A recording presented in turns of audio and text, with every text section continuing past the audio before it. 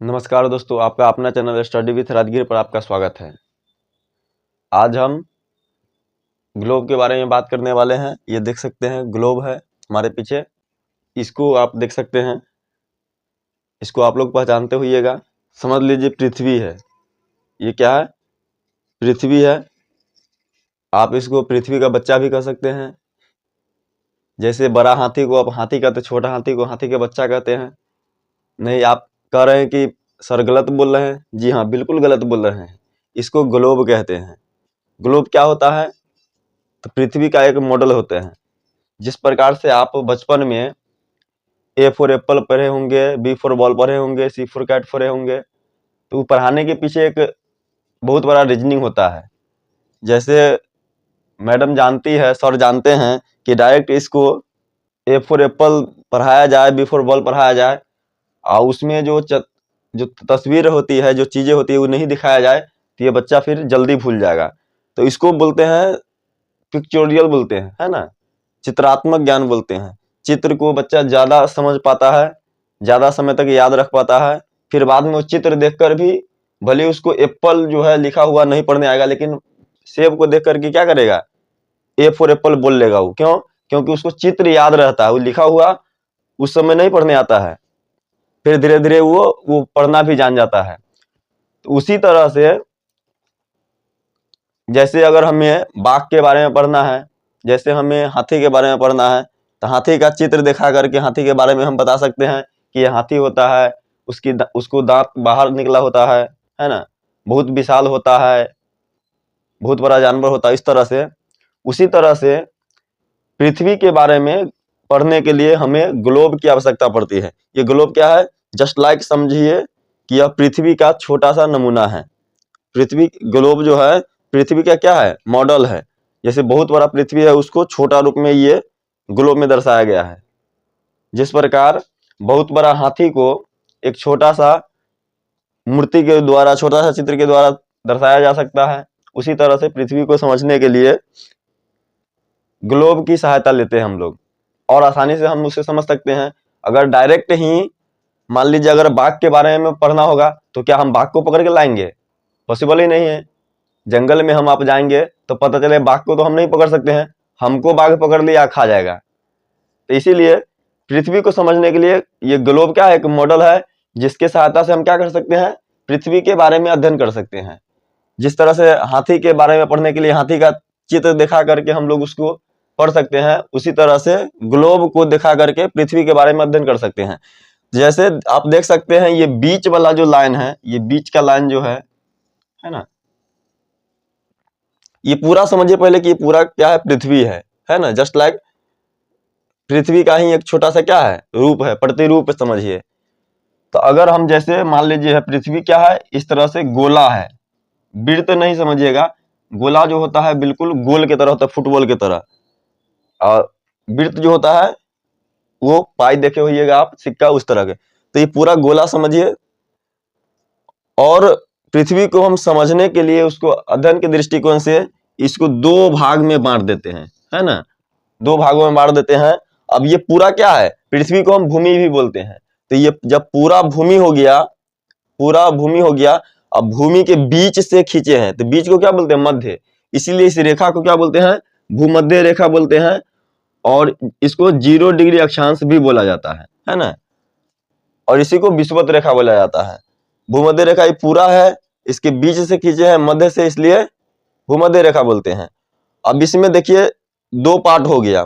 एक तो हो गया नॉर्थ, नॉर्थ माने उत्तर होता है, एक हो गया साउथ। अब ये जब पूरा क्या है? गोला है, और इसको आधा कर दिए तो क्या हो जाएगा? गोला का आधा। तो इसीलिए इसको हम बोलेंगे गोलार्ध। क्या बोलेंगे? गोलार्ध। तो चूंकि यह दक्षिण में, उत्तर में है, नॉर्थ में है, इसीलिए इसको क्या बोलेंगे? इसको क्या बोलेंगे? उत्तरी गोलार्ध बोलेंगे। चूंकि सॉरी, उत्तरी गोलार्ध बोलेंगे। ये पूरा गोला है, गोला के आधा किए हैं, ये उत्तर में, इसलिए इसको क्या बोलेंगे? इसको बोलेंगे उत्तरी गोलार्ध। उत्तरी गोलार्ध बोलेंगे, उत्तरी गोलार्ध। और ये दक्षिण में है, साउथ में है, इसीलिए इसको क्या बोलेंगे? दक्षिणी गोलार्ध बोलेंगे। दक्षिणी गोलार्ध बोलेंगे,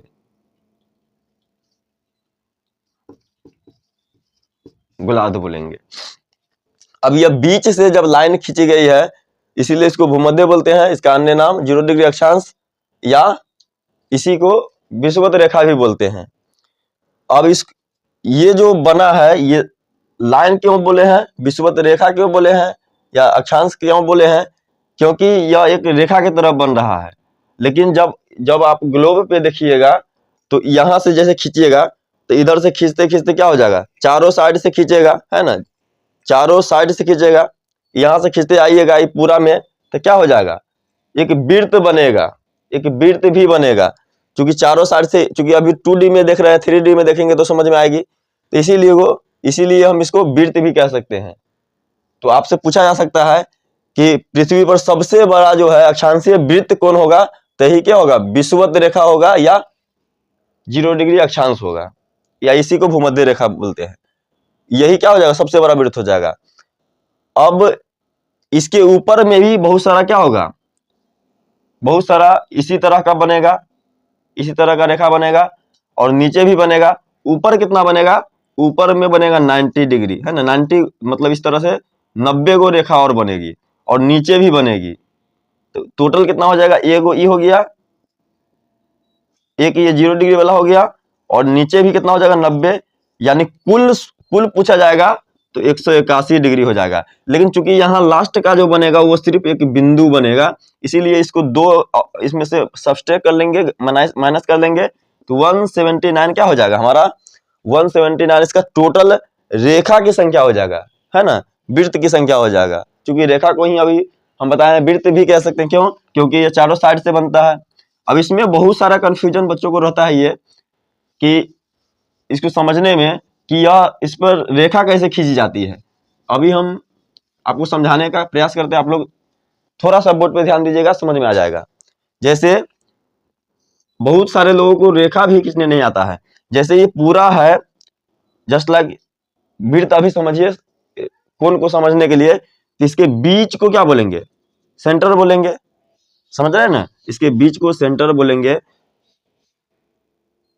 और यहां से परिधि तक, यहां से परिधि मतलब समझ ना, बाहरी आवरण को परिधि बोलते हैं, मैथ में आप लोग पढ़े होइएगा। अब यहां से जो रेखा खींची जाएगी यहां से ऐसे, है ना, तो इसको क्या बोलेंगे, ये हमारा कोण बनेगा। मान लीजिए ये 5 डिग्री पे है तो ये 5 डिग्री हो जाएगा। उसी तरह से यहाँ खींचेंगे, मान लीजिए ये 20 डिग्री पे है यहाँ से, तो 20 डिग्री कोण बनेगा। अभी जो ये बना है ये क्या है, ये क्या है, ये कोण है, इसको अक्षांशीय कोण बोलेंगे, क्योंकि अक्षांश से बना है। और जिस तरह से इधर बना है उसी तरह से इधर भी बनेगा, इधर भी पॉइंट हो जाएगा।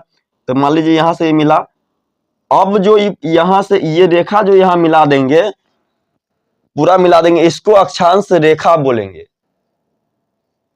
इसको पूरा मिला देंगे तब इसको रेखा बनेंगे, क्योंकि यहाँ रेखा बन रहा है। लेकिन यहाँ से यहाँ तक जो मिलाए हैं इसको क्या बोलेंगे, कोण बोलेंगे। तो इसमें बहुत सारा लोगों को कंफ्यूजन रहता है। अब ऐसे भी आप बोल सकते हैं कि यहाँ अगर 5 डिग्री हुआ, 10 डिग्री, 1 डिग्री जो भी हो, यहाँ तक आते आते पूरा सीधा जो होगा, है ना, यहाँ वो कितना हो जाएगा 90 डिग्री। तो यहाँ कितना होना है, तो ये मत बोल दीजिएगा कि 91 डिग्री हो जाएगा, ऐसा नहीं होता है।